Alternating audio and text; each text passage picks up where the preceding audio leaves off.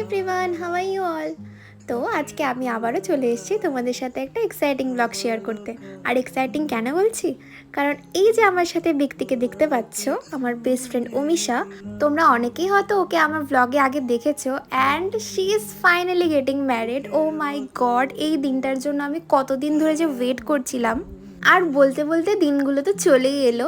8 June ছিল ওর বিয়ের আশীর্বাদের অনুষ্ঠান। ও আগের দিন আমাকে নিতে চলে এসেছিল আমার বাড়িতে।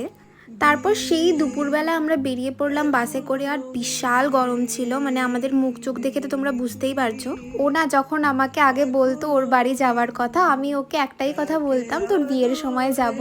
অ্যান্ড এই কথাটা সত্যিও প্রমাণিত হলো। ফাইনালি ওর বিয়ের জন্যই আমি ওর বাড়িতে যাচ্ছি। আর তখনও না ব্যাপারটা আমি প্রসেসই করতে পারছিলাম না যে ও ফাইনালি বিয়ে করছে। Like I was so happy for her. আর এই তো কথা বলতে বলতে আমরা ওর বাড়িতেও চলে এসেছি। তারপর সন্ধেবেলায় এই জায়গাটায় আমি অনেকক্ষণ দাঁড়িয়েছিলাম। কি ভালো লাগছিল, কত সুন্দর হাওয়া দিচ্ছিল ওদের বারান্দায় দাঁড়িয়ে দাঁড়িয়ে, সেটাই আমি এনজয় করছিলাম। তারপর আমরা চলে গেলাম পাড়ায় একজনের বাড়িতে, যেখান থেকে ও মেহেন্দিটা করাবে। ও ভীষণই একটা সিম্পল সাটল মেহেন্দি চাইছিল, খুব একটা ডিজাইন ও চাইনি, তো সেই জন্য এরকম একটা ডিজাইন চুজ করা হলো। আর এটা হচ্ছে মেহেন্দির ফুল লুকটা।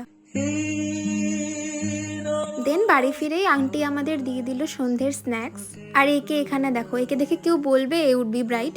আর এটা হচ্ছে ওদের বাড়ির ছোট্ট পোষা মিনি। খাওয়া দাওয়া করে আমরা বসে পড়েছি এখানে ওর আশীর্বাদের তত্ত্বগুলো সাজাতে। ওর আগে থেকে একটা তত্ত্ব সাজানো ছিল, আমরা বাকিগুলো সাজাচ্ছিলাম। তো এই ছিল আশীর্বাদের আগের দিনকার ব্লগ। কালকে তোমাদের সাথে দেখা হচ্ছে আশীর্বাদের দিনের ব্লগ নিয়ে। টাটা।